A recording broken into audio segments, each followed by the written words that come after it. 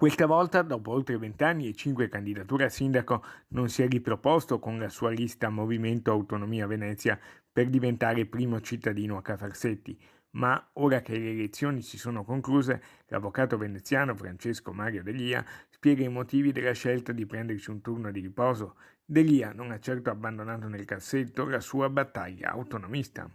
Quest'anno non mi sono candidato, ma è una scelta volontaria alla carica di sindaco, perché ritengo che la mia attività, il mio impegno deve essere quello da dedicare all'isola del Lido, che deve diventare comune autonomo. Non essendo riusciti a fare il comune autonomo di Venezia, almeno creiamo il comune autonomo dell'isola per difendere la nostra identità, per difendere l'ospedale al mare, per difendere tutto quello che ci hanno distrutto. Secondo Delia c'è un precedente che parla chiaro. È una legge regionale, bisogna raccogliere 7.000 firme e poi si va al referendum consultivo, come è avvenuto. Abbiamo un precedente storico, quello di Cavallino, che tutti parlavano che non si poteva, che sarebbe fallito, e invece Cavallino si è reso comune autonomo e il comune ha cambiato totalmente nella gestione. C'è però un dubbio.